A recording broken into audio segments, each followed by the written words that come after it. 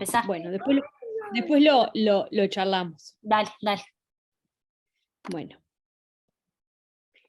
Como les habíamos dicho al principio de la jornada, vamos a empezar en estas próximas semanas a hablar de todos los aspectos que tienen que ver con la ventilación, con la respiración y la ventilación mecánica asistida.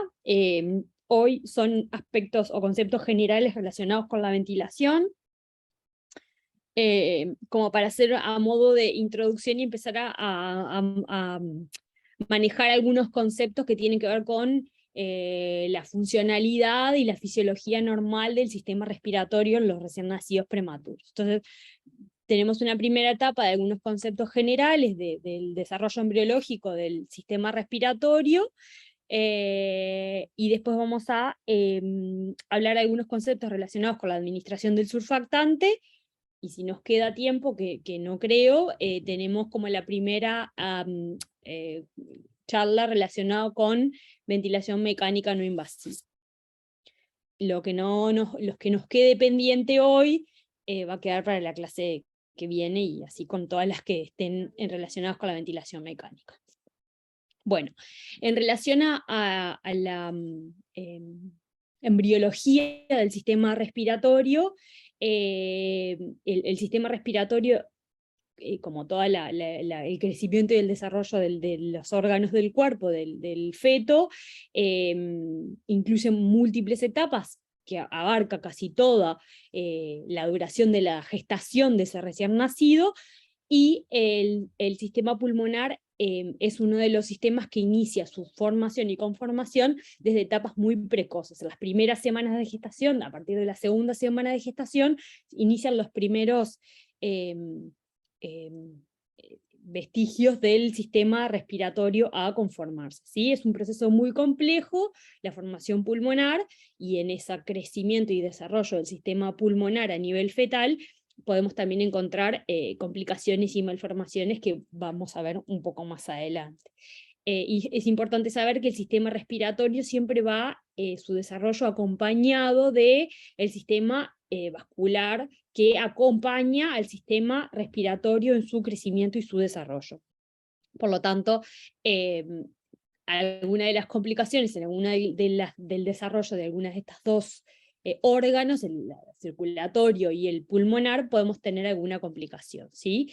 También existen algunas patologías a nivel fetal, o alteraciones, como por ejemplo la rotura de membranas que genere oligoamnios, que pueden también generar complicaciones en el desarrollo del sistema respiratorio. Por lo tanto, y es importante como volver a recordar que conocer el desarrollo del embarazo de un feto es importante no solo para valorar posibles complicaciones, sino para identificar cómo puede estar su sistema respiratorio, por ejemplo, en alguna etapa del nacimiento prematuro, ¿sí?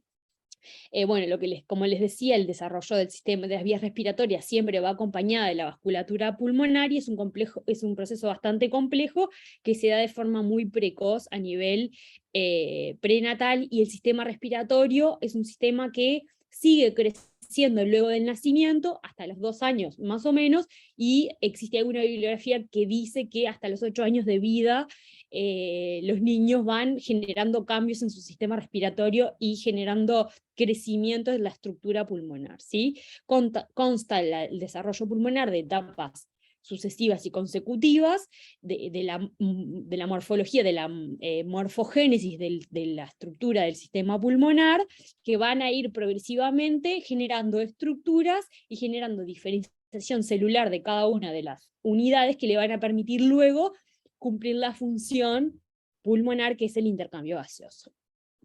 Entonces, estas son las etapas de la embriología del sistema pulmonar, que, como les dije inicialmente, empieza de forma muy precoz a partir de la semana 2 de edad gestacional y va a ir hasta la semana 38 de edad gestacional. Cada una de estas etapas de la embriogénesis pulmonar está relacionada con el crecimiento de alguna de las estructuras que ahora vamos a ir viendo de a poquito, ¿sí? Obviamente que esto de la embriología del sistema pulmonar no es necesario que nadie se lo sepa de memoria, es importante tener en cuenta algunos conceptos relacionados con la embriología, porque no es lo mismo que un bebé nazca en la etapa ductal del desarrollo embrionario que nazca en la etapa sacular, porque vamos a tener estructuras mejor desarrolladas y formadas para la ventilación. Por lo tanto, el crecimiento o la evolución del sistema respiratorio le va a permitir a ese recién nacido poder vincularse más o poder sobrevivir o no en una etapa prematura de su nacimiento. Entonces, la primera etapa es la etapa embrionaria, es la etapa donde se genera o se gesta la estructura primaria que va luego a desarrollar el sistema pulmonar, que es la yema pulmonar o el divertículo respiratorio, que nace o se gesta a punto de partida del intestino anterior, que es esto que se muestra en la figura. O sea que el sistema respiratorio surge a punto de partida de una estructura embriológica que da origen también al sistema digestivo, ¿sí? Se extiende en estas primeras semanas, entre la cuarta y la séptima, puede ser que las semanas cambien un poco, puede ser entre la cuarta y la sexta, pero no, eso no tiene una importancia significativa, y es donde vamos a tener esta estructura originaria del sistema respiratorio, que de a poco va a ir creciendo y dividiéndose en la estructura primaria que va a formar el sistema pulmonar, ¿sí? En conjunto con la estructura posterior que va a dar forma al tubo digestivo, ¿sí?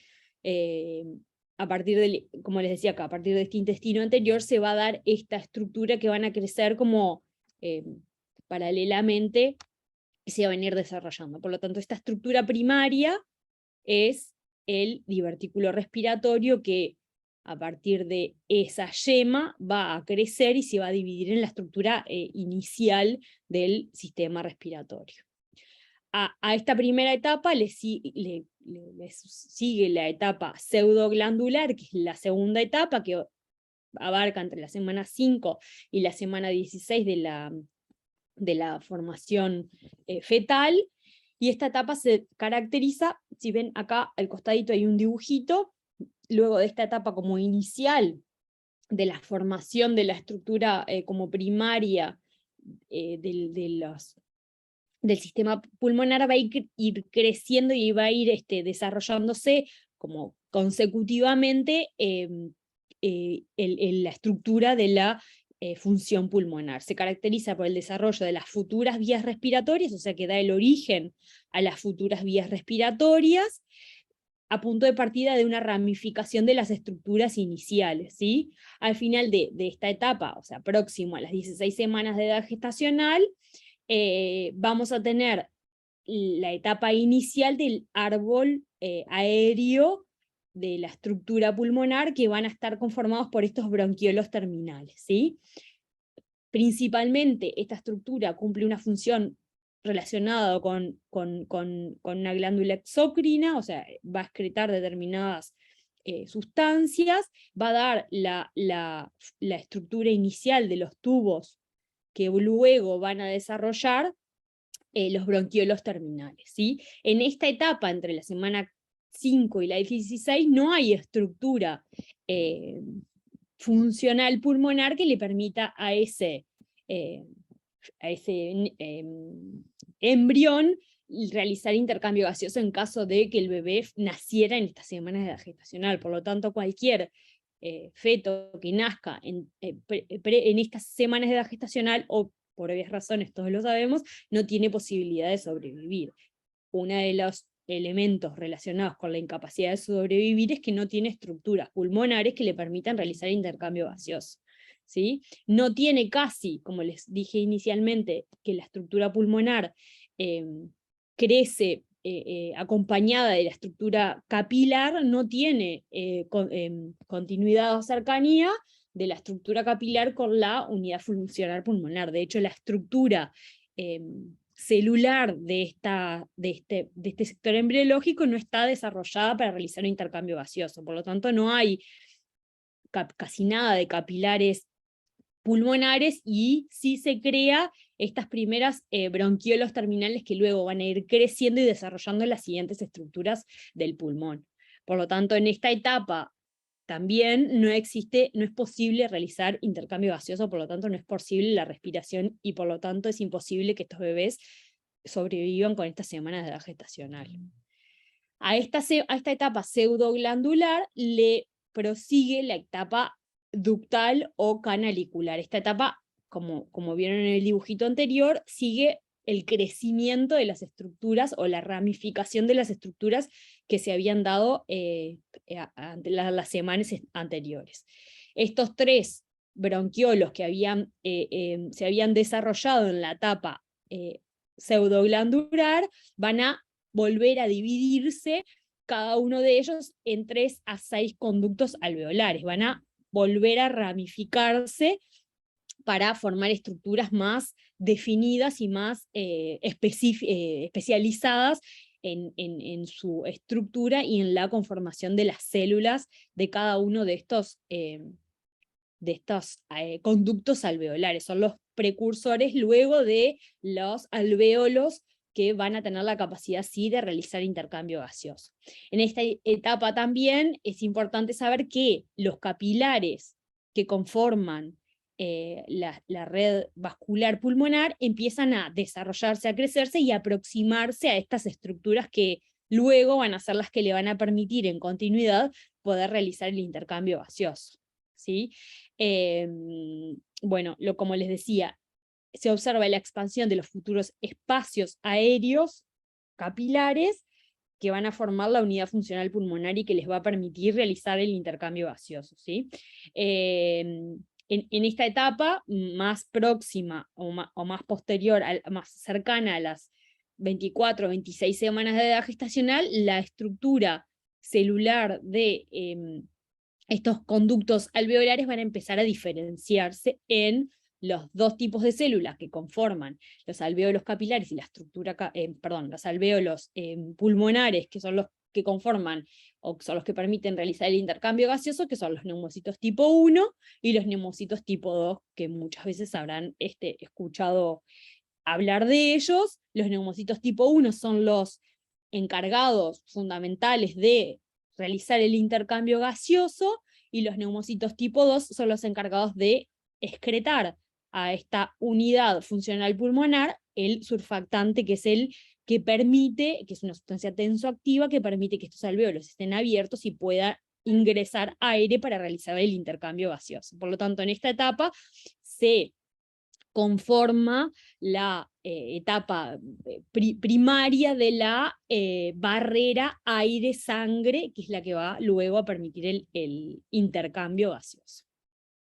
¿Sí? Entonces, estábamos en esta etapa ductal, que era la que había desarrollado lo previo al alvéolo, y el capilar ya se había acercado a esa estructura, ¿sí? Le sigue a esa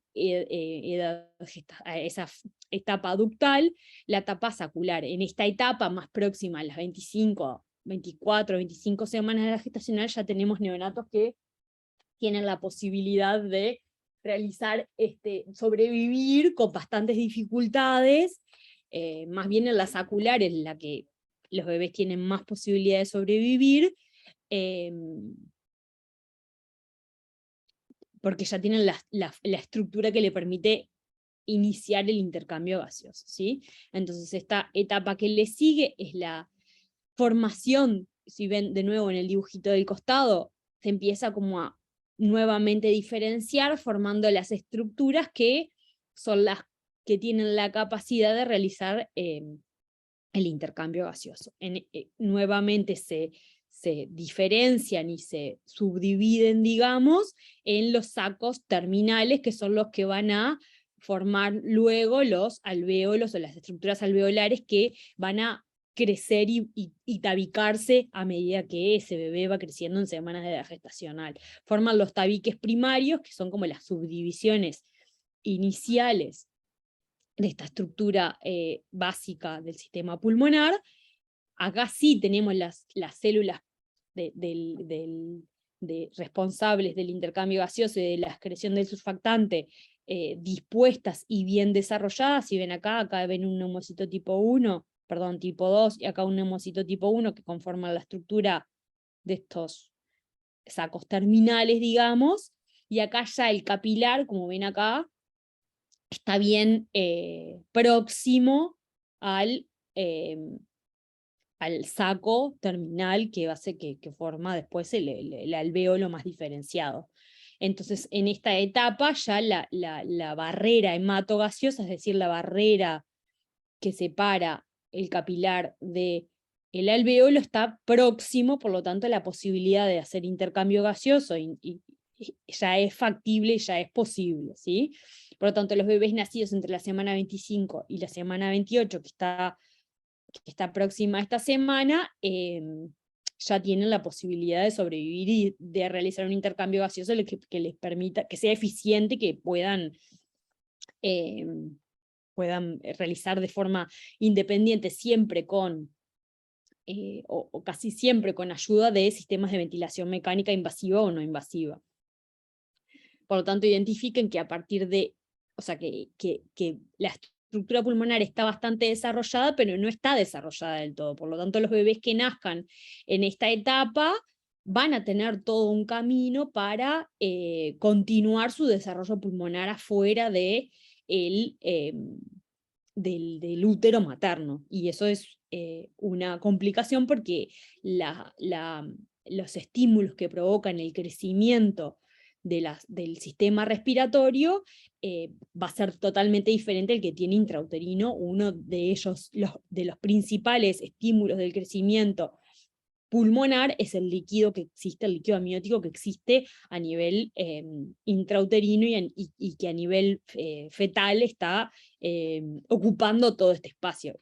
Y cuando el bebé nace, ese espacio líquido se ocupa por aire, por lo tanto el estímulo que recibe este órgano luego de que el feto prematuro nace es totalmente distinto al intrauterino, por lo tanto el crecimiento de estas estructuras se va dando de forma diferente a la que se debería dar a nivel fetal. Por lo tanto, los cuidados en esta etapa y sobre todo los cuidados en la administración de oxígeno son muy importantes para la promoción del crecimiento lo más saludable o lo menos perjudicial posible. ¿Sí? Entonces, esta etapa sacular abarca hasta las 37 semanas de edad gestacional, casi la etapa final del embarazo.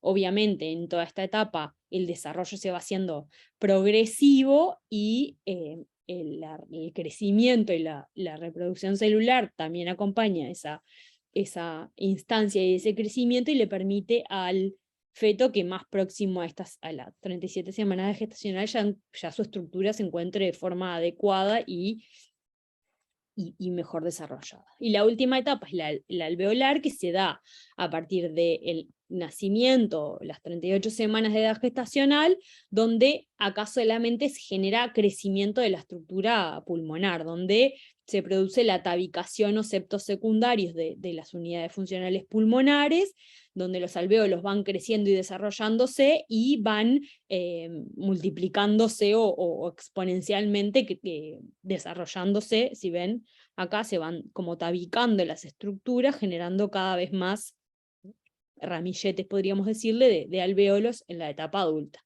Se dice que cuando nacemos tenemos 70 millones de alvéolos y que a los 8 años de edad tenemos 400 millones de alvéolos. Por lo tanto, el crecimiento de la estructura pulmonar se va a ir dando progresivamente a lo largo de la primera infancia de estos niños, ¿sí? Cualquier alteración en el crecimiento de las estructuras anteriores puede generar repercusión en estas etapas, causa por la cual los lactantes prematuros muchas veces tienen bastantes complicaciones respiratorias en esta etapa porque su desarrollo alveolar y pulmonar no fue el adecuado y pueden tener algunas dificultades, ¿sí? Mayor hiperreactividad bronquial y bueno, algunas cosas que no corresponden a este curso. Bueno. Entonces, es importante también considerar que la inmadurez o el crecimiento del sistema pulmonar no solo está relacionado con la estructura propiamente dicha del sistema pulmonar, sino con todo lo que permite que ese recién nacido pueda respirar. La respiración no es todo, no solo involucra a los pulmones, sino involucra a la caja torácica, al diafragma, a la musculatura que se encuentra en el tórax, que va a ser la que le va a permitir a ese bebé generar presión negativa intratorácica que le permita el ingreso del aire y del oxígeno al cuerpo. Por lo tanto, en los bebés prematuros no solo tenemos incapacidad o alteración en el desarrollo pulmonar, sino también tenemos una estructura torácica que complica la ventilación. Por lo tanto, es importante que nosotros tengamos en cuenta que existe también aspectos de la estructura musculoesquelética que tenemos que reconocer para identificar y saber que el neonato va a necesitar soporte para la ventilación, ¿sí? Como dice ahí, la caja torácica ofrece poca oposición al colapso. Esto significa que la estructura pulmonar promueve el colapso, promueve a la expiración, el cierre de las estructuras alveolares, por tener una caja torácica muy inestable. Por lo tanto, va a también disminuir la capacidad de mantener ciertos volúmenes a nivel pulmonar. Como dice ahí, la poca capacidad residual funcional que tiene ese recién nacido. Ahora vamos a ver qué es la capacidad residual funcional. Y el bajo volumen pulmonar total que posee ese bebé. Tiene que ver con su inmadurez osteoarticular y muscular que no le permiten tener una adecuada ventilación, ¿sí? Seguramente todos ya lo tienen bastante claro, pero el recién nacido sano tiene una frecuencia respiratoria normal, en general entre 30 y 60, 40, 60 aproximadamente por minuto, y eso, cuando nosotros hablamos de ciclos respiratorios, nos referimos a cuántas veces ese bebé respira en un minuto. Es un parámetro importante porque tenemos que tener en cuenta, porque es un parámetro que luego vamos a traspolar a la ventilación mecánica.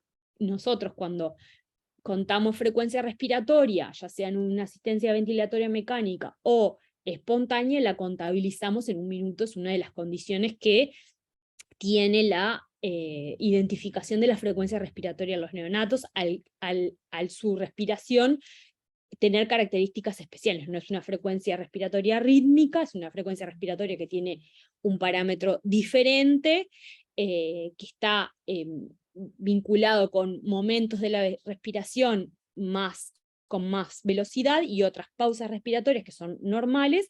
Por lo tanto, es importante identificar que nosotros la frecuencia respiratoria en los bebés prematuros y en los recién nacidos de término la tenemos que siempre identificar en un tiempo de 1 minuto.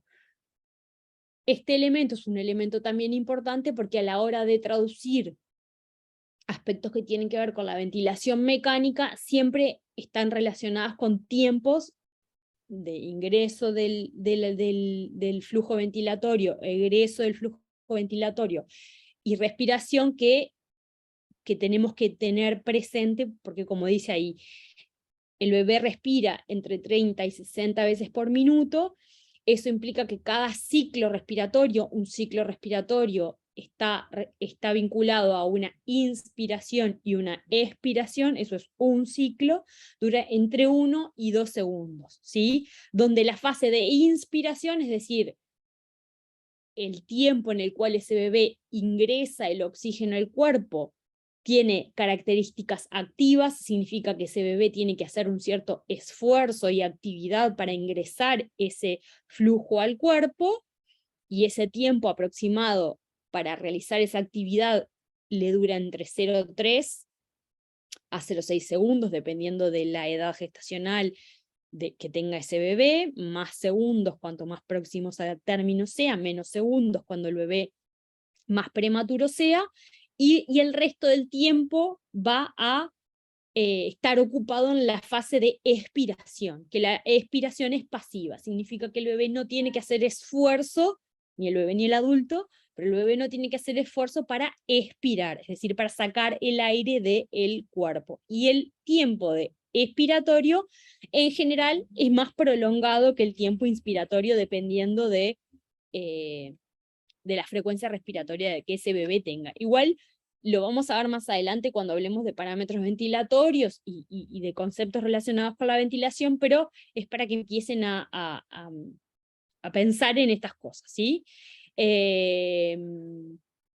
Bueno, como dice ahí, la mayor parte del trabajo respiratorio del neonato se destina a superar las resistencias al flujo, que a diferencia del adulto, una de las características es que la vía aérea respiratoria del bebé es muy diferente a la del adulto porque es mucho más corta y mucho más fina, y eso repercute bastante en la ventilación. El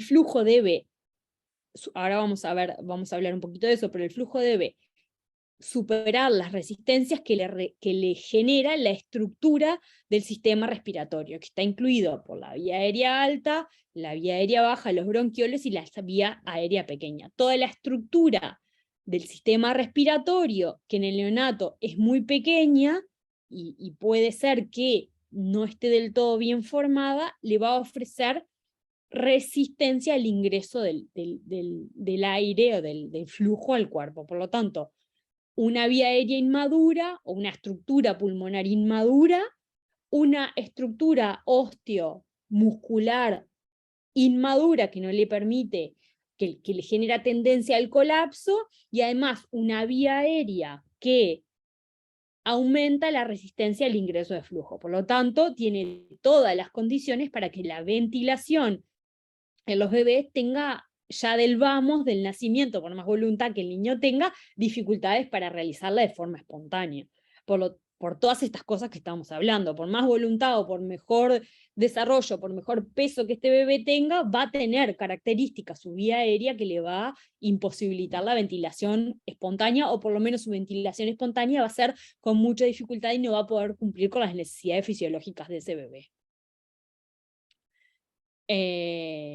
Bueno, entonces existen un montón de dificultades que puede tener este recién nacido cuando nace, que están relacionadas con su estructura respiratoria, que están relacionadas con intercurrencias que este bebé pueda tener en el nacimiento, y que le pueda generar ciertas dificultades. Por ejemplo, como hablaron en la clase anterior, alteraciones en el sistema respiratorio, punto de partida de episodios de asfixia perinatal, de aspiración de obstrucción de las vías aéreas, los problemas que les venía mencionando relacionados con la prematurez, que tienen que ver con la estructura pulmonar y además tienen que ver con la dificultad para reabsorber el líquido. Si se acuerdan, cuando hablamos de la primera clase que hablamos de transición, dijimos que una de las principales características una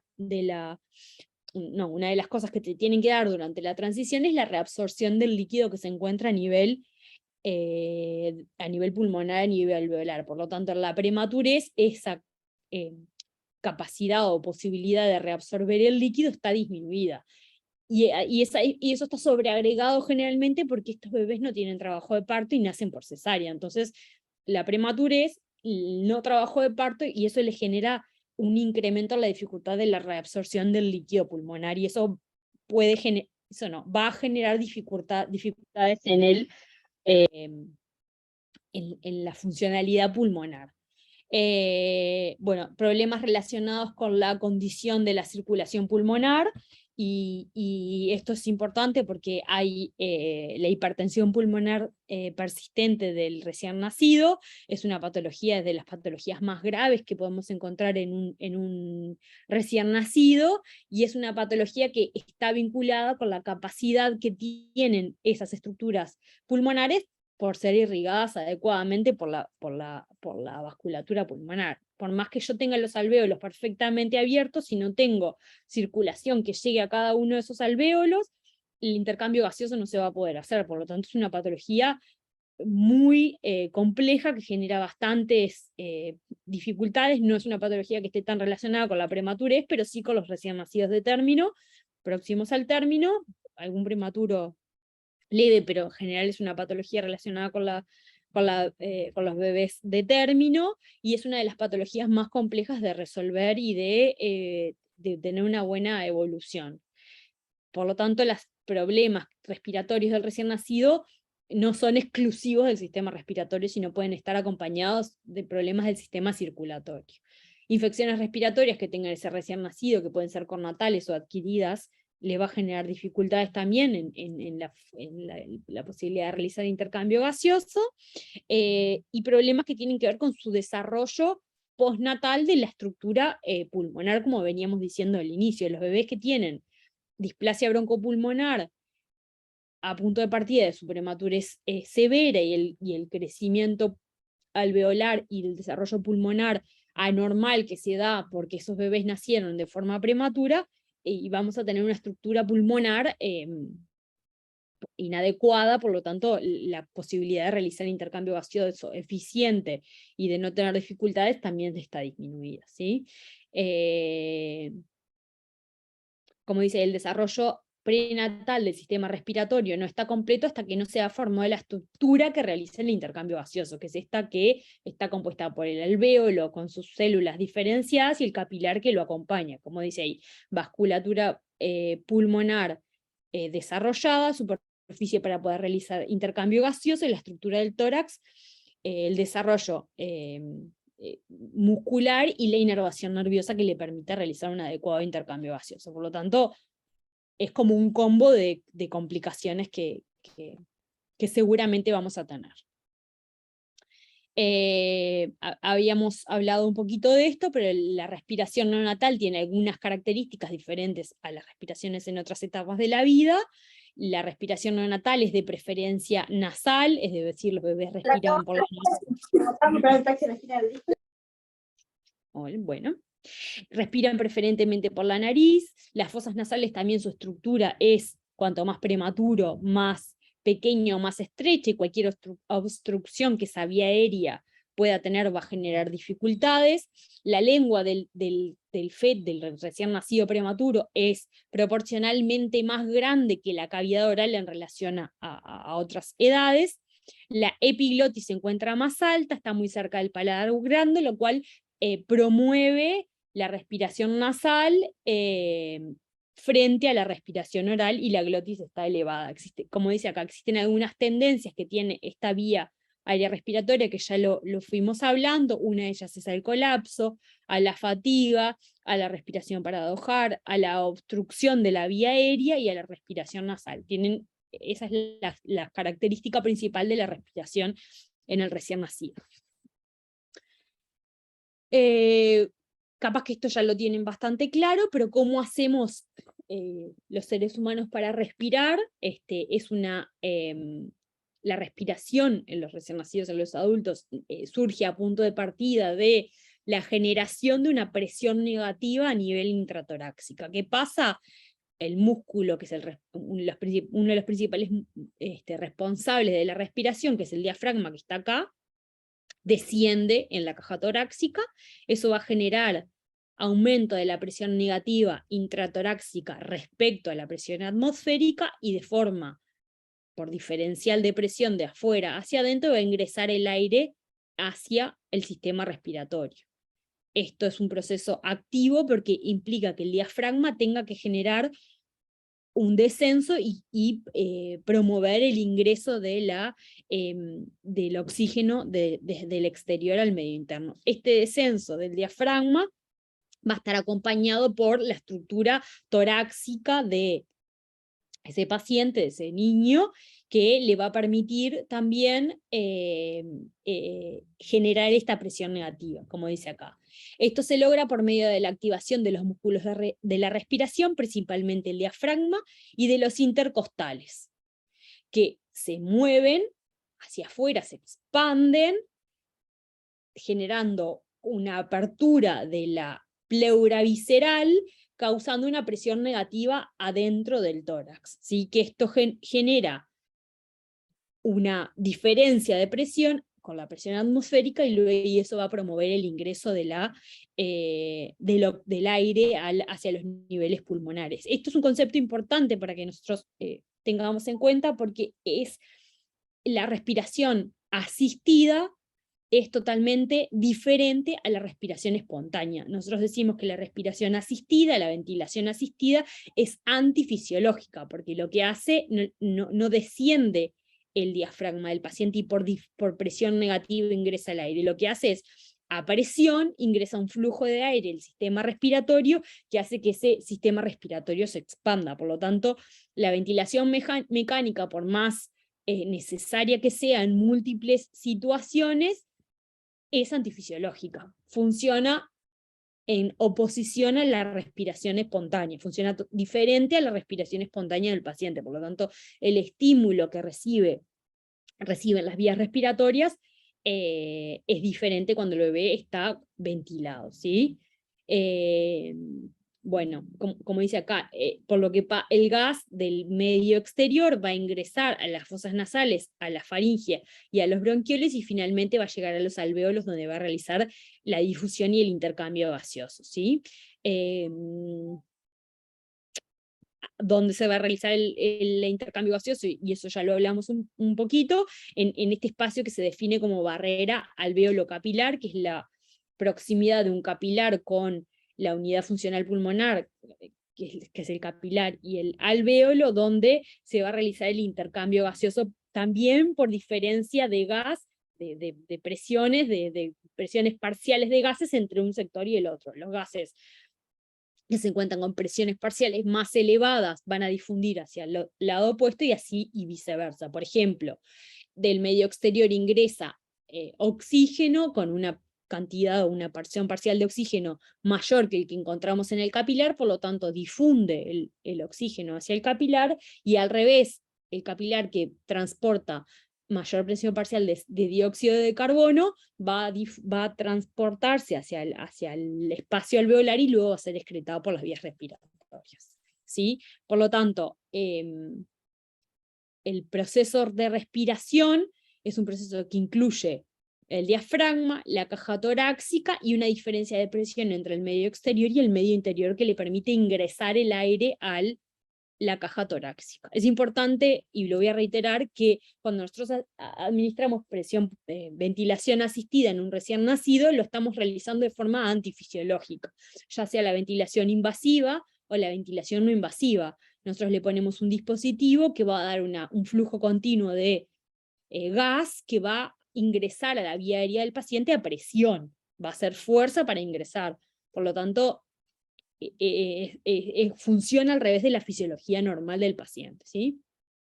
Hay dos conceptos que seguramente los habrán escuchado muchas veces hablar, que tienen que ver con la resistencia y la compliance, que son dos características que tiene la vía aérea del paciente, en realidad de otras cosas también, pero en este caso de la vía aérea del paciente, y que está relacionada con cómo esa estructura permite el ingreso del aire a la vía aérea. El primer concepto que está relacionado con esto es la resistencia.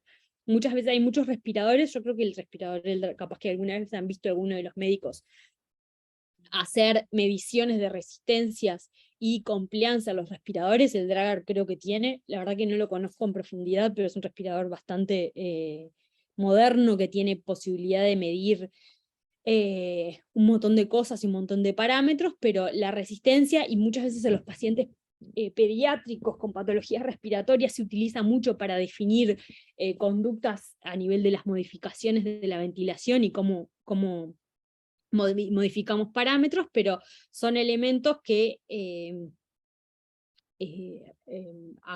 ayudan o perjudican a la respiración o complican a la respiración.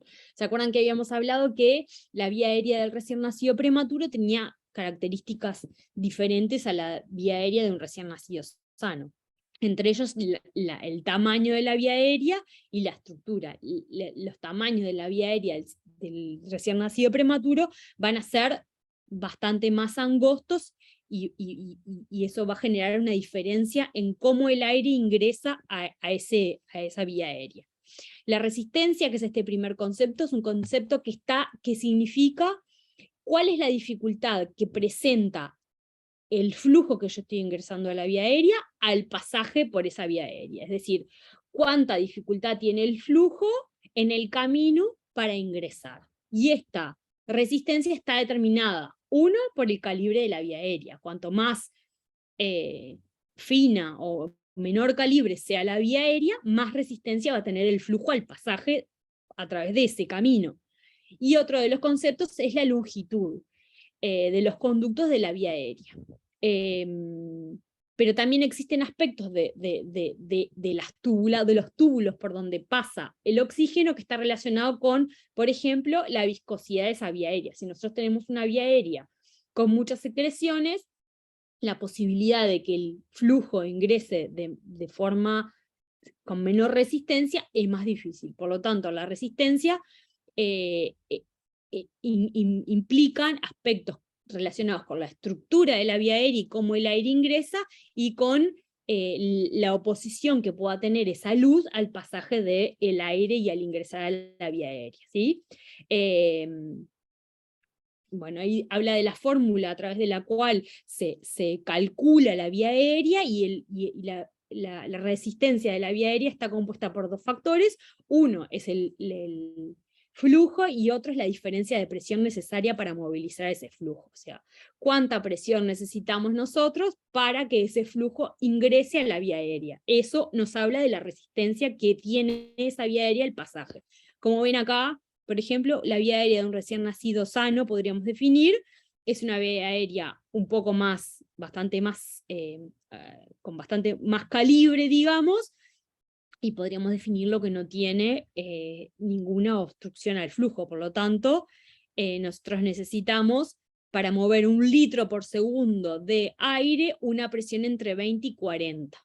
En cambio, cuando nosotros tenemos un bebé con una displasia broncopulmonar, es decir, tenemos una estructura más rígida, más delgada, menos diferenciada, vamos a necesitar, para mover 1 litro por segundo, presiones mayores a 150 centímetros de agua. Por lo tanto, la fuerza que hay que hacer, que tiene que hacer el flujo para ingresar a esa vía aérea, para ingresar la misma cantidad de volumen, va a ser mucho mayor cuando nosotros estemos con un bebé displásico que cuando estemos enfrente a un bebé sano.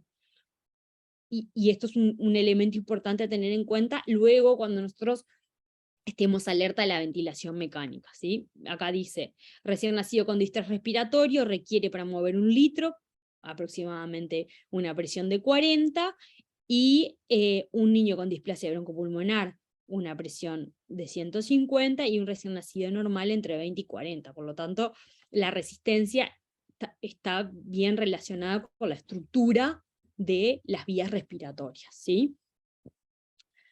Entonces acá, como en resumen, dice que la resistencia está relacionada con la dificultad que encuentra el gas al pasaje por la vía respiratoria, con la fuerza que se opone al movimiento de ese aire, con el cambio de presión por unidad de cambio de flujo, es decir, cuánta presión yo tengo que hacer para mover un determinado flujo, y depende del área, del radio de la vía aérea, de la longitud de la vía aérea, de la posibilidad de que ese flujo circule sin oposición, ¿sí?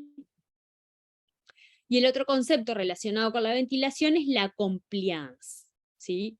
También es otro concepto relacionado con la estructura de la vía aérea, y la compliance implica la fuerza necesaria para lograr la expansión del pulmón a través del movimiento de los tejidos circulantes, desde la piel hasta las fibras musculares. Y esto está relacionado con lo que veníamos hablando, con la estructura osteoarticular del recién nacido y muscular de la caja torácica. La compliance es un concepto que está relacionado con la fuerza que yo tengo que hacer para que ese pulmón se abra. Es una condición natural, es como si nosotros infláramos un globo. O sea, ¿qué fuerza yo tengo que hacer para ingresar un determinado flujo en un globo?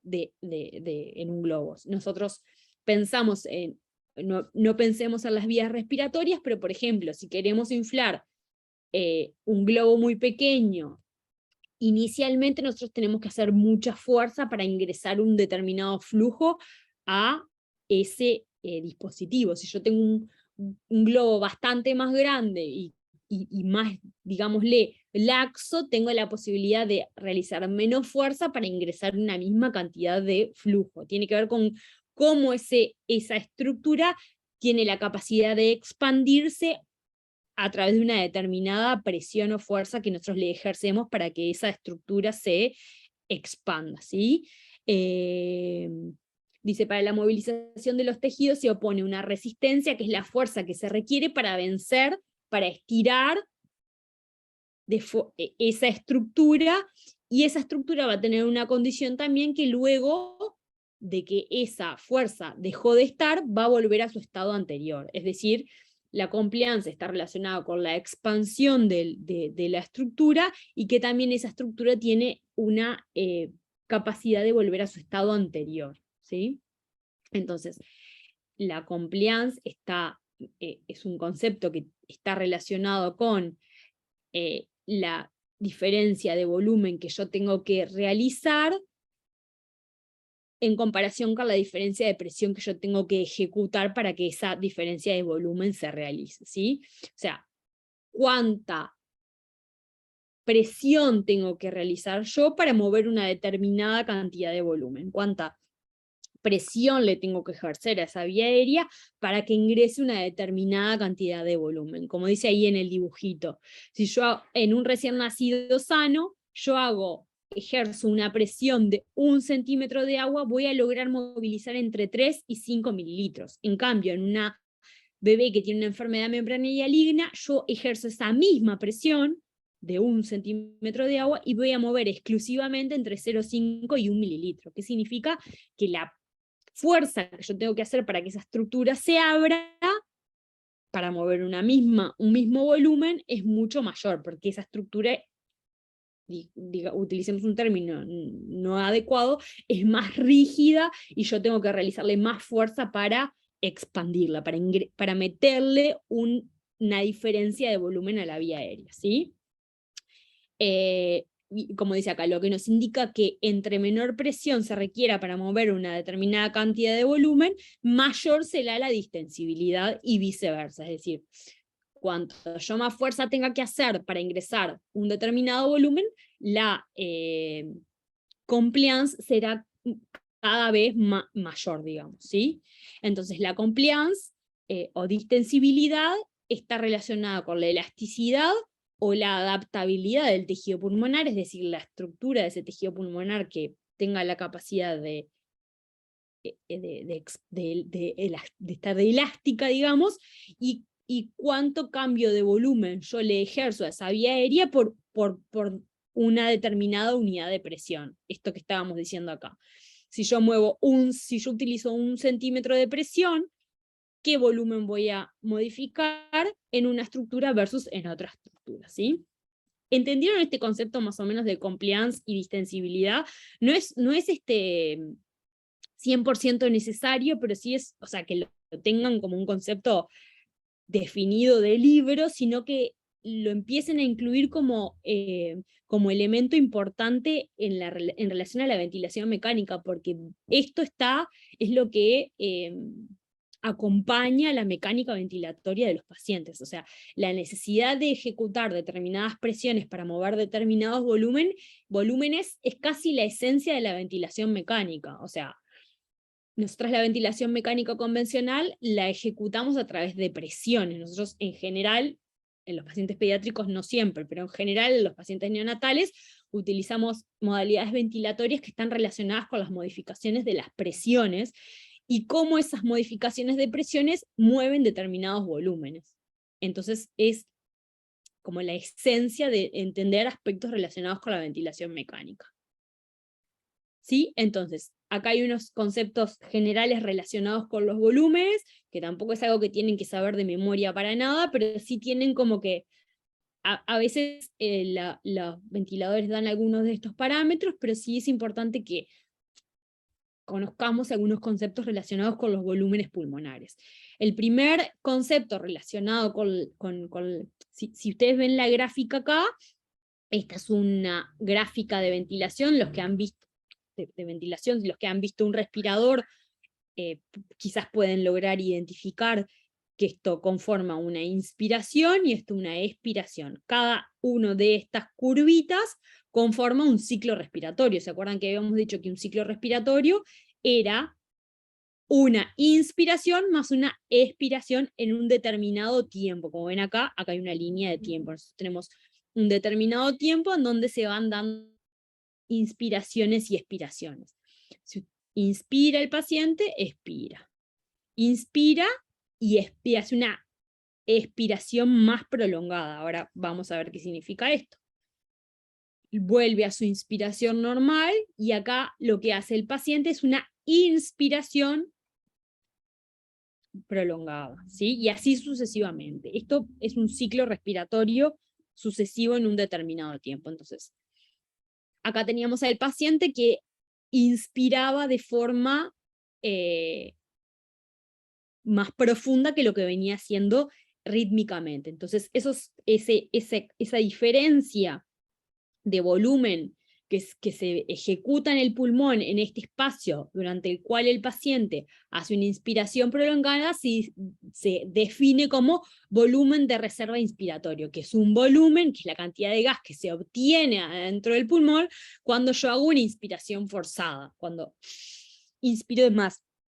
Cuando yo respiro de forma normal, siempre tengo la posibilidad de realizar una inspiración forzada, es decir, de ingresar un volumen mayor de gas a mi vía respiratoria. De la misma manera, como ven en la curvita hacia acá abajo, tenemos la misma posibilidad de hacer una expiración forzada, ¿sí? De eliminar una mayor proporción de gas a través de un esfuerzo mayor respiratorio. Cuando yo estoy respirando normalmente, si tengo ganas de hacer una expiración forzada, de largar más aire del que estoy largando en mi ciclo habitual, lo puedo realizar generando una mayor energía. Por lo tanto, nuestro pulmón no es que se quede sin gas en cada ciclo respiratorio. Tiene posibilidad de ingresar un gas mayor y de largar un poco más el gas del que se queda en el sistema respiratorio, ¿sí?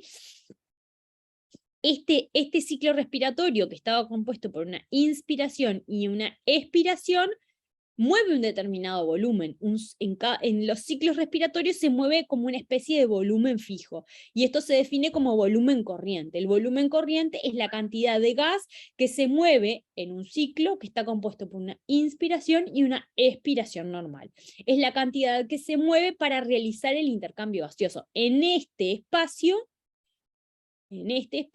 es donde se va a realizar el intercambio gaseoso, ¿sí? En los ciclos respiratorios.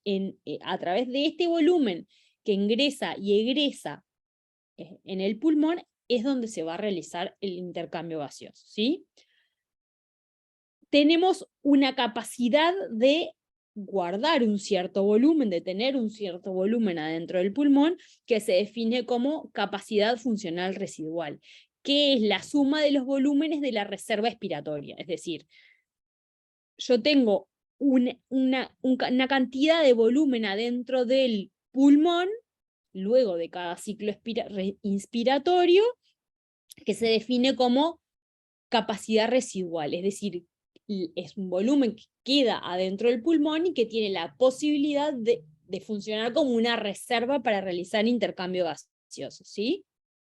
Dentro de esa capacidad residual funcional existe un pequeño volumen, que es el volumen residual, que es el volumen que queda luego de haber movilizado la reserva expiratoria. Es una cantidad de gas que no se puede expulsar de forma espontánea, o sea, hay una pequeña proporción de gas que va a quedar adentro del pulmón luego de mi expiración esforzada, digamos. Nosotros expiramos todo lo que podemos, hasta lo máximo que podemos, pero siempre hay una pequeña cantidad de volumen que va a quedar adentro del sistema respiratorio, ¿sí? Todos estos volúmenes, todas estas capacidades pulmonares conforman la capacidad pulmonar total, o la capacidad vital pulmonar, que es la sumatoria de todos estos volúmenes que nosotros podemos movilizar adentro del pulmón con el objetivo final de realizar el intercambio gaseoso, ¿sí? Tampoco es un concepto que lo tengan que tener imperativamente sabido, pero sí es importante que tengamos como relativamente presente que tenemos, que con la modificación de estos ciclos respiratorios, nosotros finalmente traducimos al paciente en las modificaciones del intentar realizar un adecuado intercambio gaseoso. Si yo esta curva, en vez de ocupar esta área, ocupa mucho más área, implica que los volúmenes que está manejando ese paciente pueden llegar a ser mayores. Es decir, yo necesito generar distintas presiones para movilizar distintos volúmenes. O, por ejemplo, si yo estoy usando una determinada presión para lograr esta curva en un paciente y le pongo la misma presión a otro paciente y esta curva se vuelve mucho más grande, significa que existen diferencias en la posibilidad de que ese bebé, esos bebés muevan volúmenes según como habíamos hablado, su compliance y su resistencia. Seguramente el bebé que mueva menos volúmenes con la misma presión tiene más dificultades para realizar el intercambio gaseoso o su estructura osteoarticular, ¿sí? ¿Más o menos me siguieron hasta ahora? Más o menos, más o menos.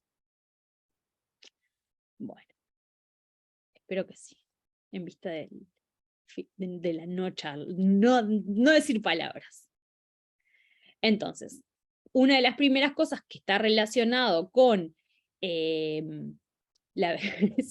con muchas sí. Bueno, una de las primeras cosas que está relacionado con esto que venimos hablando es en los bebés, como habíamos hablado, en la etapa donde entre las 25, después de las 25 semanas de edad gestacional, donde su estructura pulmonar está desarrollada, pero aún no del todo, necesitamos administrarle a los bebés de forma exógena una sustancia que se define como surfactante. El surfactante, a ver, pasamos, porque si no empezó a hablar, el surfactante pulmonar es un elemento 100% necesario para la ventilación efectiva en los pacientes, en todos los pacientes, pero en este caso los prematuros, porque va a ser la sustancia que le permita al alvéolo capilar mantener cierta tensión y cierta estabilidad, mantenerse con cierta apertura estable a través de la respiración del paciente, ¿sí? Un déficit en esta sustancia va a generar que el bebé tenga, por ejemplo, distrés respiratorio, ¿sí? Que tenga una tendencia a que estos alvéolos se colapsen o no puedan distenderse de forma adecuada. Por lo tanto, no se va a poder realizar de forma adecuada el intercambio gaseoso, generando esto que dice acá, aparición de atelectasia. ¿Por qué? Porque la capacidad que tienen estos alvéolos de mantenerse abierta desaparece porque la capacidad de mantener una tensión superficial en el alvéolo estable desaparece porque no encontramos surfactante y el alvéolo tiende a cerrarse y a colapsarse. ¿Sí? En la expiración o en cada ciclo respiratorio, el alvéolo tiende a colapsarse. ¿Sí? Entonces, es un complejo molecular, hay diferentes tipos, hay diferentes generaciones de surfactante. Nosotros habitualmente en el Uruguay utilizamos una sola, un tipo solo de surfactante, pero en el mundo hay muchos tipos de surfactante, ahora los vamos a ver, que es como dice, es un complejo molecular que se forma a punto de partida de los neumocitos tipo 2. Que se acuerdan que eran las segundas células que formaban el alvéolo, y que puede estar presente a partir de las 24 semanas de edad gestacional. A veces un poquito antes, cuando nosotros suministramos a las embarazadas con amenaza de parto prematuro, elementos para la maduración pulmonar. Los corticoides para la maduración pulmonar estimulan el desarrollo de los neumocitos, permitiendo una excreción de surfactante un poco más próxima a las 24 semanas de edad gestacional. Es una diferencia clave en la evolución de los recién nacidos prematuros, la administración de maduración pulmonar que le va a permitir a estos alvéolos tener desarrollar sus neumocitos para poder excretar surfactantes, ¿sí? Bueno, está formado principalmente por fosfolípidos y fosfodiliconilas, o sea, proteínas que conforman la estructura del surfactante, que le dan la conformación al líquido del surfactante propiamente dicho, ¿sí?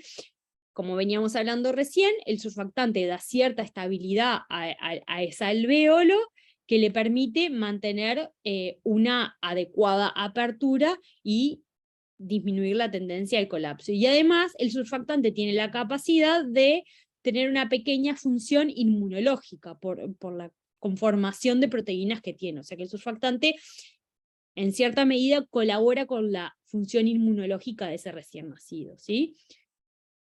Lo hablamos recién, pero el surfactante, en definitiva, permite que el alvéolo esté abierto, disminuyendo la tensión superficial de estos alvéolos, evitando el colapso y permitiendo que estos alvéolos tengan una mejor distensibilidad. ¿Se acuerdan que habíamos hablado que la distensibilidad es la capacidad de distenderse que tiene esa estructura, ¿sí? Entonces, el uso temprano del surfactante en prematuros ha demostrado una disminución en la morbilidad, en los barotraumas, que es las lesiones pulmonares que se generan a punto de partida de incrementos de volúmenes en el pulmón que producen lesión, y la displasia broncopulmonar. Porque en realidad el déficit de surfactante promueve o estimula un uso mayor de asistencia ventilatoria mecánica en los recién nacidos prematuros, por la necesidad de mantener una ventilación estable. La ventilación mecánica en conjunto con el déficit de surfactante promueve la displasia broncopulmonar. La ventilación mecánica promueve la displasia broncopulmonar. Hace que los pulmones, como les venía diciendo, hace que los pulmones se estén funcionando de forma antifisiológica y estén creciendo esos alvéolos y desarrollándose de forma antifisiológica. Por lo tanto, el uso de surfactante va a disminuir la utilización de asistencia ventilatoria mecánica, ¿sí? Hay muchas revisiones, hay un montón de bibliografía que logra intentar definir en cuál es el mejor momento para la administración de surfactante, cuál es la mejor técnica. Hay criterios bastantes como no opuestos, pero hay muchas definiciones de cuál es el mejor momento.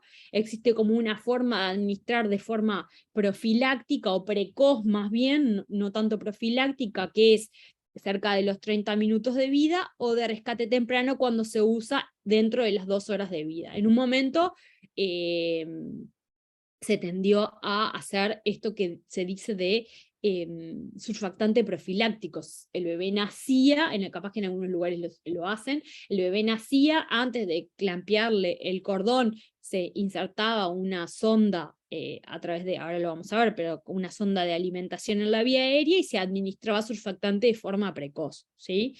Hay alguna evidencia que dice que esa forma de administrar surfactante no tendría mejores resultados en cuanto a la administración de surfactante temprana, pero bueno, hay una evidencia que en un momento se hizo bastante esta forma de administrar surfactante. El uso de CPAP inmediatamente después del nacer disminuye las necesidades de uso surfactante exógeno en más de un 40%. No es lineal, pero sí la administración de presión positiva en la vía aérea, como dice ahí el CPAP, lo que hace es permitir o disminuir la tendencia al colapso que tienen los alvéolos entre tanto por el déficit de surfactante. Nosotros precozmente administramos o colocamos un CPAP en la vía aérea del paciente, y lo que hacemos es mantener esos alvéolos abiertos a costo de un flujo continuo. O sea, nosotros continuamente le estamos administrando un flujo a la vía aérea, y eso evita que el alvéolo tienda al colapso. Por lo tanto, ayuda en la necesidad de requerir surfactante en los bebés, ¿sí? Entonces el surfactante tiene algunos efectos a nivel pulmonar, y también en compañía de esa mejora, colabora con el sistema circulatorio pulmonar. Los efectos del surfactante están relacionados con la mejoría de la función pulmonar y la expansión alveolar, que era esto que habíamos hablado. Los alvéolos se mantienen abiertos. En consecuencia de que esos alvéolos se mantienen abiertos y hay gas en esos alvéolos, promueve una mejoría en la oxigenación y en el intercambio gaseoso, disminuyendo la necesidad de soporte ventilatorio, ¿sí? Cuando nosotros tenemos los alvéolos colapsados y no logramos reclutar de forma adecuada y ya tenemos atelectasias múltiples a nivel alveolar, vamos a requerir, ese bebé va a necesitar asistencia ventilatoria mecánica. Si nosotros no permitimos que eso suceda porque administramos presión positiva continua en la vía aérea y surfactante, vamos a disminuir la necesidad de utilización de ventilación mecánica. Eso sí es una conducta que cada vez más se ejecuta en las unidades neonatales, y es el uso precoz de CPAP, que muchas veces luego se acompaña de la administración de surfactante, y que muchas veces nos permite que bebés muy pequeños no requieran asistencia ventilatoria mecánica, ¿sí? Aumenta la capacidad residual funcional, es decir, aumenta la capacidad de realizar intercambio gaseoso, incrementa incremento más lento de la variable de extensibilidad pulmonar y disminuye los shunts ventilatorios y de perfusión pulmonares. Cuando nosotros tenemos un alvéolo con zonas de colapso, el aire que ingresa a la vía aérea no va a poder ingresar a esas zonas colapsadas.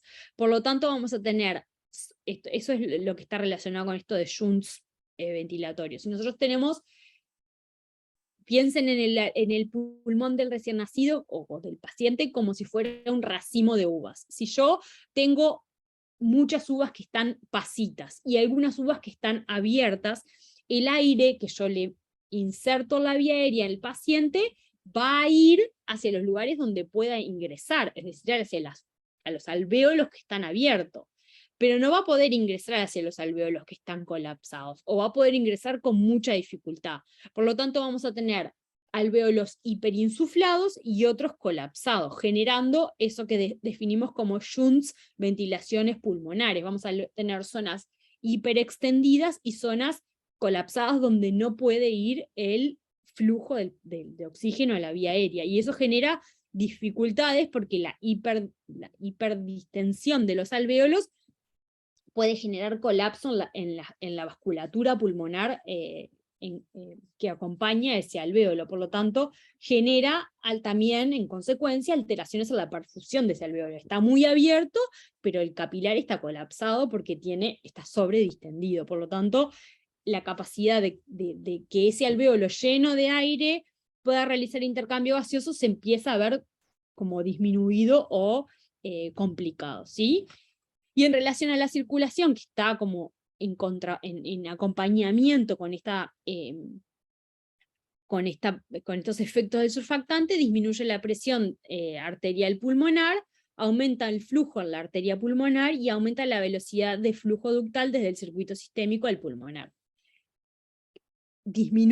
Optimiza la ventilación de los alvéolos, permitiendo que los alvéolos se encuentren de forma, era un poco esto que estábamos hablando, un poco de forma homogénea, la apertura de los alvéolos sin generar hiperdistensión de unos y colapso de otros, y eso permite la circulación pulmonar óptima o mejor circulación pulmonar, permitiendo el retorno venoso hacia el sistema cardiovascular y optimizando la perfusión de los alvéolos, ¿sí? Entonces, ¿en qué instancias está indicado la administración de surfactante? Como venimos hablando, los recién nacidos prematuros con déficit de surfactante es el principal recién nacido que requiere la administración de surfactante. Todos los recién nacidos, o la mayoría de los recién nacidos prematuros, cercanos a las 24 o 25 semanas de edad gestacional, van a requerir administración de surfactante.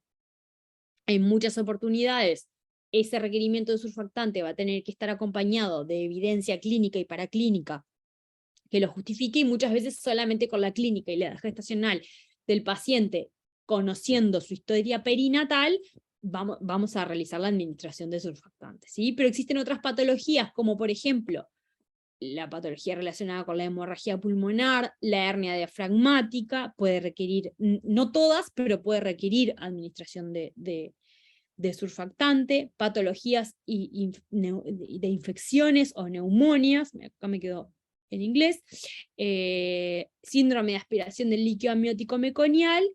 En la aspiración del amniótico meconial reduce la mortalidad en los recién y reduce el requerimiento de FiO2 hasta un 50%, y en los recién nacidos prematuros, que es lo que falta acá, reduce la mortalidad entre un 40 y un 50%. Como les decía, el paciente que requiere surfactante por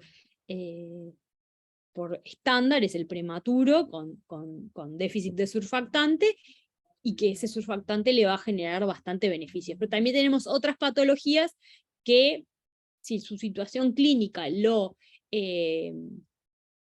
justifica, va a también requerir la administración de surfactante. Por lo tanto, no es un insumo exclusivo de los recién nacidos prematuros, ¿sí? Tenemos, como habíamos hablado al principio, un uso como habíamos dicho, profiláctico, y un uso de tratamiento, es decir, cuando ya tenemos evidencia de la necesidad del surfactante. El uso de surfactante a modo profiláctico se administra en los pacientes con distrés respiratorio, próximo al nacimiento, que requieran intubación en sala de parto. Y eso, como dicen acá, es una evidencia categoría 1A. Todos los recién nacidos prematuros que nazcan con dificultad respiratoria y que requieran asistencia ventilatoria mecánica, van a requerir, está evidenciado que tiene una cierta mejoría, y es una evidencia 1A. A nivel del tratamiento, el recién nacido con síndrome de distrés respiratorio también tiene evidencia 1A de su requerimiento, y a modo de tratamiento también en recién nacidos que tengan falla respiratoria relacionado con el síndrome de aspiración del líquido amniótico meconial, neumonía, hemorragia pulmonar y hipertensión pulmonar persistente. O sea, puede requerir también en estas patologías el uso de la administración de surfactante, pero sí hay evidencia 1A de que en los niños con distrés respiratorio, en los prematuros con distrés respiratorio y los prematuros que son intubados en sala de parto, tiene disminución de la mortalidad y está evidenciado su uso. ¿Sí?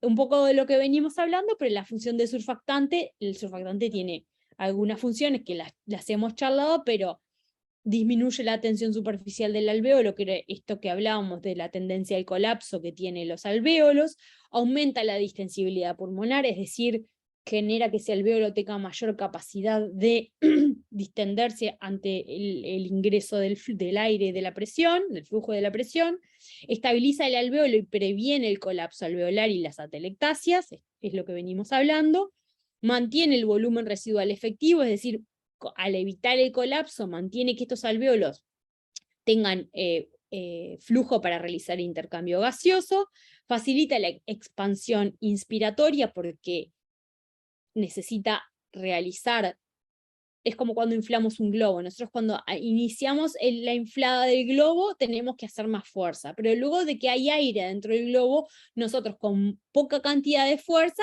metemos un mismo volumen. Bueno, lo mismo le pasa al sistema pulmonar y a los alvéolos. Luego de que los alvéolos están abiertos, la posibilidad de ingresar y sacar aire es mejor, por lo tanto se facilita la expansión en la inspiración. Inspirar para el bebé que tiene los alvéolos no colapsados y con un volumen residual interno disponible es bastante más fácil y genera menos dificultad respiratoria, menos necesidad de utilizar la estructura osteoarticular, osteomuscular para realizar el ingreso del intercambio gaseoso.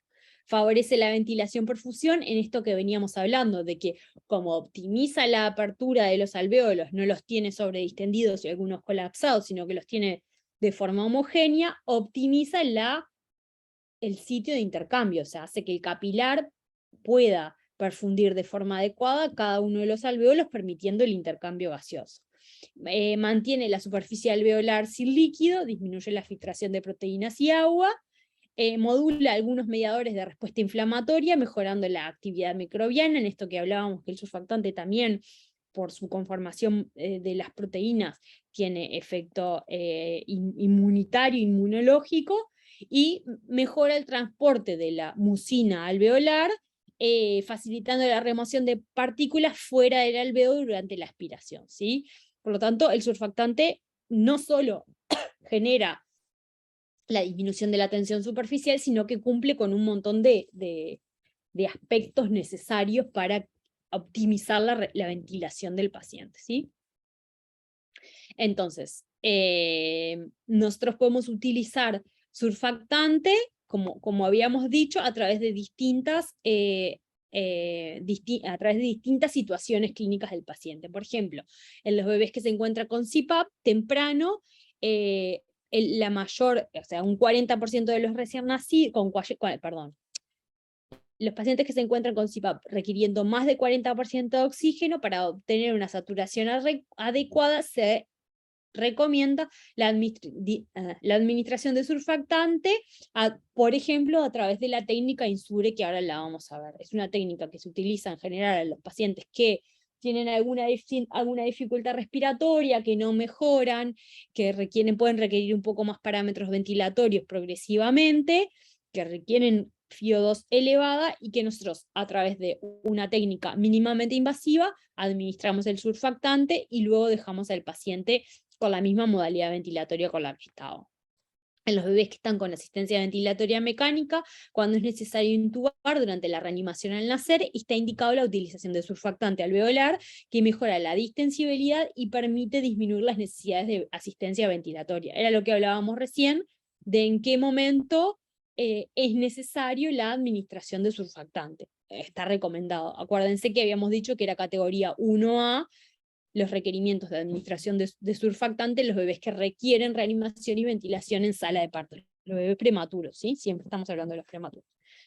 Y en los bebés que están con CPAP y las necesidades de oxígeno aumentan más del 50%, es necesario hasta una segunda dosis de surfactante, ¿sí? Y pueden en algunos casos requerir una tercera dosis de surfactante. Sí, entonces nosotros tenemos varios tipos de surfactante. Nosotros en el Uruguay manejamos uno solo. Existen distintos tipos de surfactante que han ido evolucionando en su aparición a punto de partida del incremento de la tecnología. Tenemos los de la primera generación, que son surfactantes sintéticos, que nosotros no utilizamos, los de segunda generación, que son naturales o de origen animal, que son los que nosotros utilizamos en el país, que son los más conocidos y obtenidos del pulmón de los bovinos o de los cerdos, ¿sí? Que es el que nosotros utilizamos en los servicios en Uruguay. Y hay de tercera generación, que son sintéticos, con péptidos sintéticos o proteínas recombinables, indicados para disminuir la tensión superficial, y bueno, tienen alguna evidencia de que requieren menores dosis y generan muy buenos efectos, pero no son los que usamos mayoritariamente nosotros en nuestras unidades, ¿sí?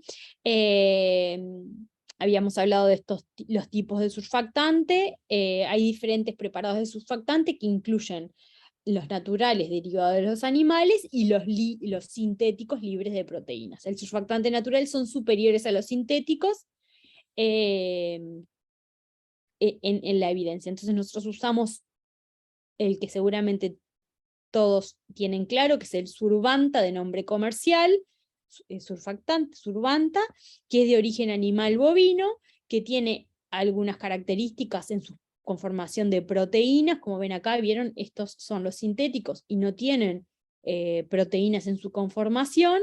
Después hay otros que también tienen más o menos estructuras similares, y el surfactante el Survanta se administra 100 miligramos por kilo por dosis. Puede administrarse cada 6 u 8 horas, ¿sí? O 12 horas, depende de la situación clínica del paciente, ¿sí? Entonces tenemos 3 formas de administrar el surfactante.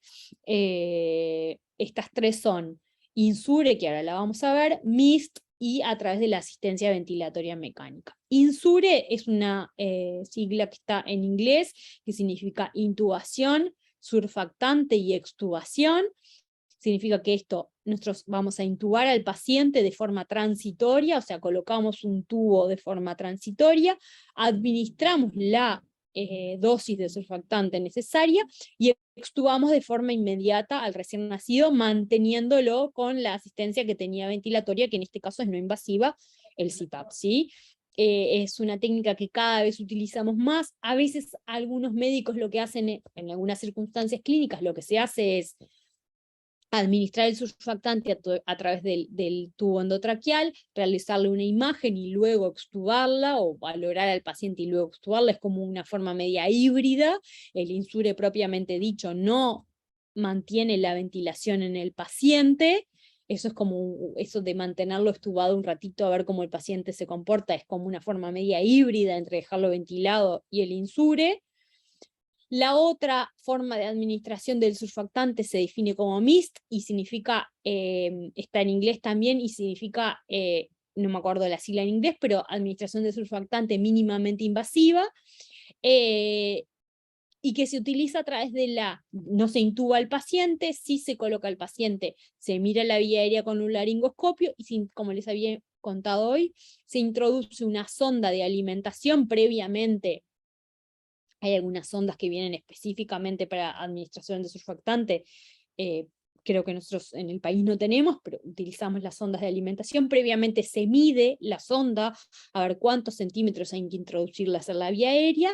Se coloca la sonda con el paciente con su sistema de ventilación no invasiva, se administra el surfactante y se retira. Muchas veces se nombra como traqueosclisis, pero el nombre adecuado es MIST y se utiliza, tiene algunos requerimientos, y es que la persona que administra el surfactante tiene que tener bastante experticia, porque la introducción de la sonda un poco más de lo adecuado va a generar que el surfactante se vaya todo para un bronquio y nada para el otro. Por lo tanto, puede generar alguna complicación seria en el paciente si no se administra de forma adecuada, o dejándolo muy alto y haciendo que el surfactante no vaya para la vía aérea y vaya para la vía digestiva. Por lo tanto, es una técnica de administración de surfactante que requiere que el personal que lo administra tenga cierta experticia. Y la otra forma del surfactante es cuando tenemos a un recién nacido ventilado, cuando esa ventilación requiere cantidades de oxígeno mayores a 50, puede requerir o hasta una segunda dosis, cuando existe evidencia que ese bebé requiere mantener la asistencia ventilatoria mecánica y que va a requerir más de una dosis. Por ejemplo, se ventila el paciente y se deja con la ventilación hasta que requiera la segunda administración de la dosis. Entonces tenemos algunos cuidados de enfermería previos a la administración de surfactante. Siempre que tenemos que tener en cuenta que la administración de surfactante, si tenemos un bebé inestable, difícilmente lo logre como compensar rápidamente. Por lo tanto, es necesario que nosotros estabilicemos al paciente previamente, y luego de que el paciente está en condiciones adecuadas, nosotros ahí administremos al surfactante. Como dice ahí, corregir la hipotensión si tenemos un niño con hipotensión, con shock, que requiere volumen, que requiere administración de colocación de sueros, está en hipoglicemia. En niños con hipotermia no está recomendado la administración, o sea, no en tratamiento de hipotermia, sino que estén hipotérmicos. Por ejemplo, el bebé nació prematuro, requirió muchos procedimientos en la sala en sala de partos, se trasladó al CTI, llegó muy frío. Bueno, hay que estabilizar al paciente en las condiciones adecuadas para la administración de surfactantes, ¿sí? No podemos administrar un surfactante si el niño no está en las condiciones adecuadas para recibir el procedimiento, porque seguramente se va a descompensar, le va a generar más descompensación de la que el paciente ya tiene, ¿sí? Los bebés para requerir administración de surfactante tienen que tener una monitorización multiparamétrica, tienen que tener control de pH previo a la administración de surfactante, saturometría en el paciente, colocación de electrodos en los pacientes.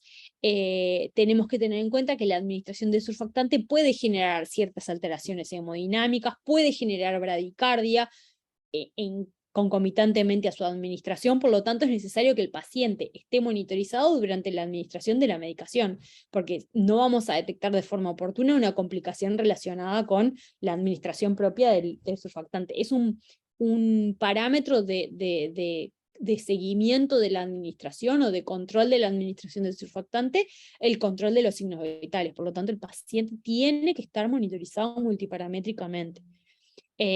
Podemos tener cianosis, podemos tener bradicardia, podemos tener descenso de la saturación, el niño seguramente va a requerir ajustar los parámetros ventilatorios durante la administración de surfactante, por lo tanto es necesario y es un procedimiento que requiere cuidados bien específicos de enfermería, ¿sí?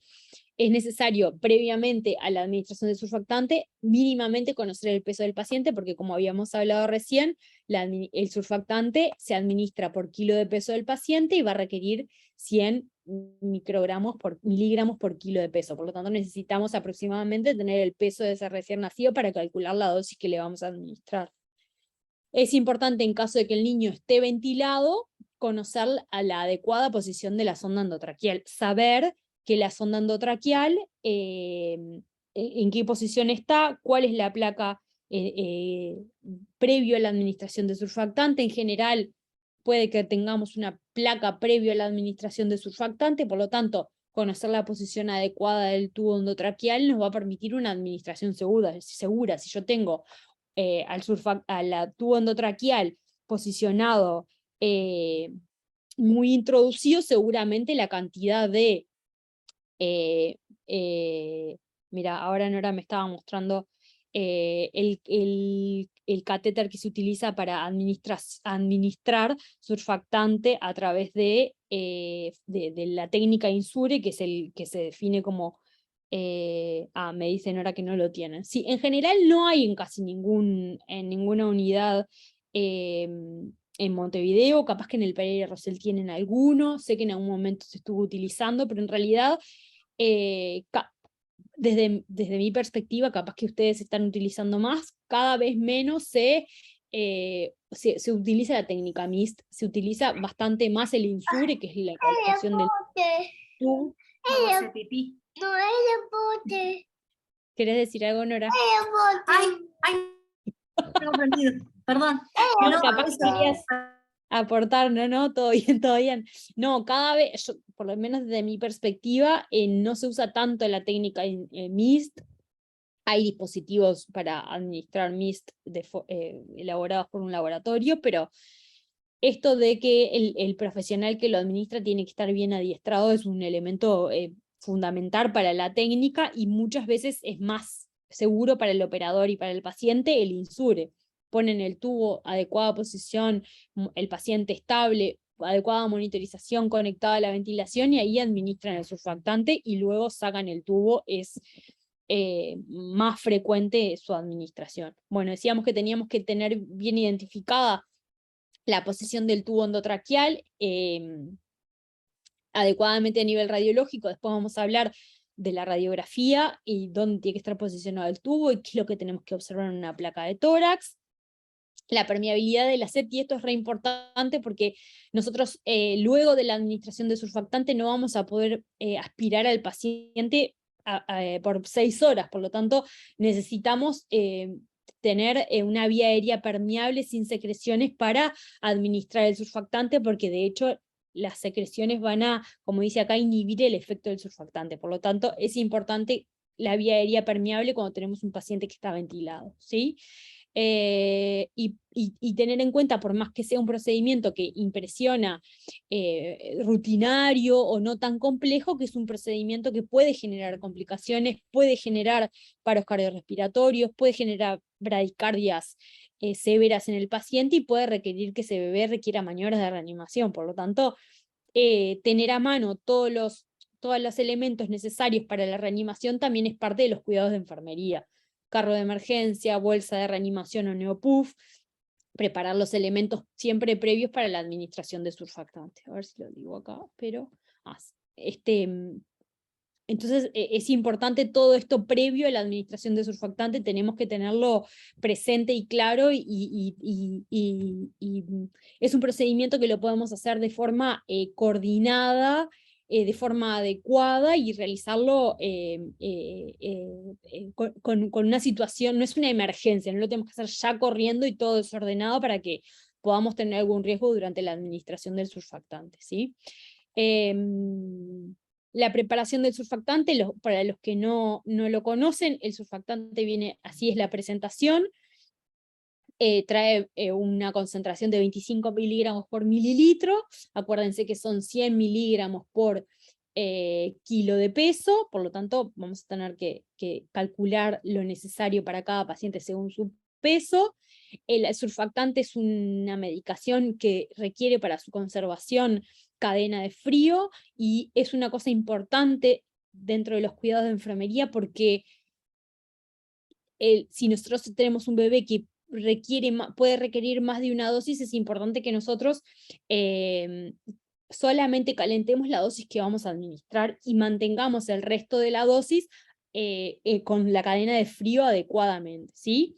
Entonces vamos a sacar el frasco de la heladera, es un procedimiento que aquí hay que realizarlo de forma estéril, por lo tanto, nosotros vamos a requerir más de un operador para la administración. Nosotros vamos a ofrecerle al operador principal, que es el médico el que administra el surfactante, la dosis de surfactante, y él con procedimiento estéril va a cargar la dosis administrada al paciente, y el resto de las dosis las vamos a conservar en una heladera adecuada por si el paciente requiere una segunda dosis. Y esa dosis cargada va a ser la que nosotros vamos a tener que poner a temperatura adecuada, como dice acá, 37 grados, o mantenerlo. Muchas veces lo que hacemos es mantenerlo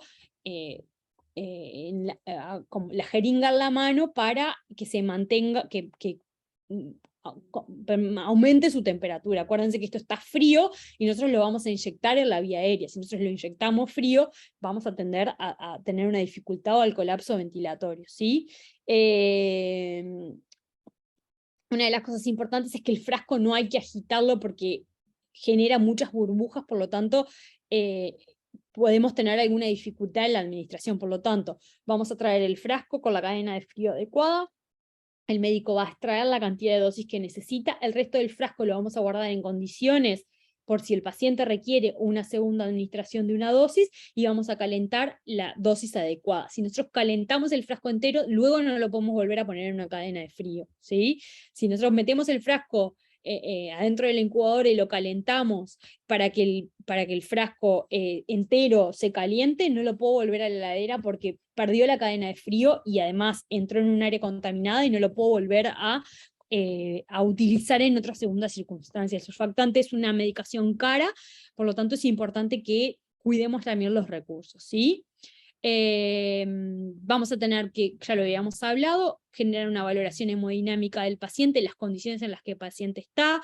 Puede ser que el niño durante la administración del surfactante requiera aumentar la FiO2, y también puede ser que el paciente requiera disminuir la FiO2. Luego de la administración del surfactante va a requerir, estos son los cuidados post-administración, va a requerir disminución de los parámetros respiratorios. Acuérdense que el surfactante disminuye la tensión superficial, aumenta la compliance, permite que más alvéolos se encuentren abiertos, por lo tanto, con las mismas presiones que el bebé tenía en la asistencia ventilatoria, si yo las mantengo, vamos a generar sobredistensión pulmonar. Por lo tanto, en general, cuando el bebé está ventilado, los parámetros ventilatorios se van a reajustar, en general tienden a disminuirse, en consecuencia tiende a disminuirse la FiO2 luego de la administración de surfactante. Es importante que evaluemos luego de la administración de surfactante la respuesta del paciente. Para evaluar la respuesta del paciente es clínico y paraclínico. Vamos a realizar una radiografía de tórax.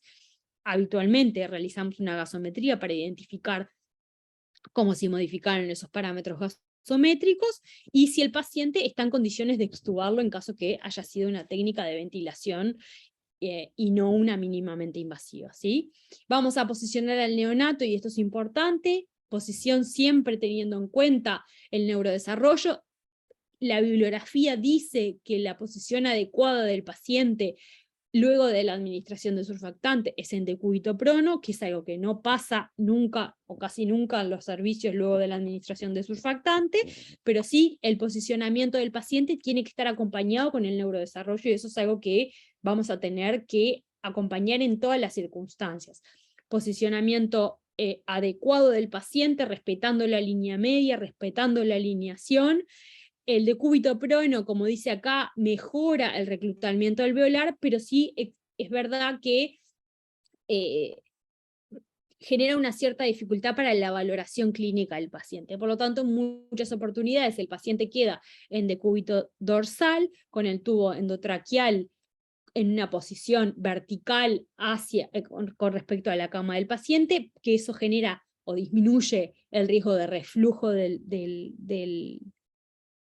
surfactante a través del tubo endotraqueal, pero siempre tengamos en cuenta la posición relacionada con el neurodesarrollo, alinear la vía aérea, posicionar adecuadamente el paciente, generar confort en el paciente que va a optimizar la absorción y el efecto del surfactante. No se puede aspirar el tubo endotraqueal durante 6 horas luego de administrar de surfactante, y estar atento a complicaciones, porque la administración de surfactante también puede tener complicaciones asociadas a, como por ejemplo, hemorragia pulmonar, es una de las complicaciones, apertura del ductus arterioso, lesiones a nivel de la estructura pulmonar, ya que las resistencias descienden mucho y nosotros mantuvimos mismas presiones ventilatorias. Y eso puede generar lesión en la estructura pulmonar, generando neumotórax en algunas oportunidades. Y por lo tanto, estar atento a la situación clínica del paciente, a los parámetros ventilatorios y a los requerimientos luego de la administración de surfactantes, ¿sí? Y para terminar, que termine en punto, hay alguna evidencia que dice que el tratamiento tiene evidencia 1A, que no sé si en algún momento lo hablamos, pero es la mejor evidencia disponible para algún cuidado o alguna administración de alguna medicación. El tratamiento con surfactante profiláctico de rescate disminuye la incidencia de la severidad del distrés respiratorio. Se recomienda administrarlo en las primeras 8 horas de vida a una dosis de 100 miligramos por kilo.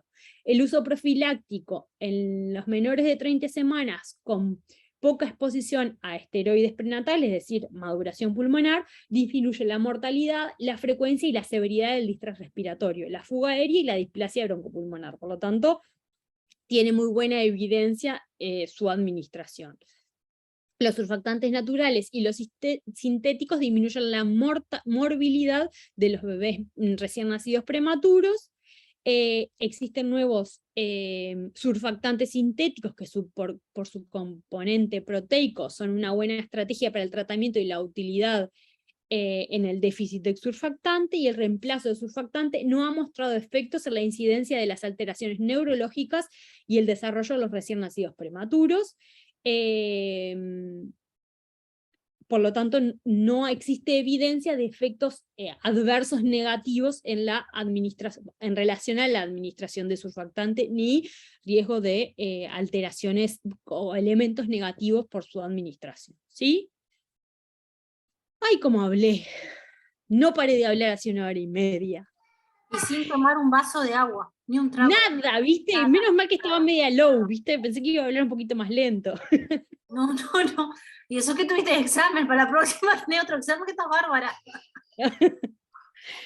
Bueno, teníamos para seguir ventilación a presión positiva, pero son 8:30. No nos da ni para empezar ni para terminar un cuarto de la clase de ventilación no invasiva. Les voy a pedir que repasen algunos de estos conceptos relacionados con ventilación, porque son importantes para entender el resto de las clases que están relacionadas con ventilación mecánica. Si yo no refuerzo estos conceptos de compliance, distensibilidad, capacidad residual funcional, son cosas que aparte son cotidianas en el cuidado de la ventilación mecánica en los pacientes. Están todo el tiempo presentes, son elementos que nos permiten identificar cosas en relación a los cuidados que nosotros tenemos que administrar o cuidar en los bebés con la asistencia ventilatoria mecánica.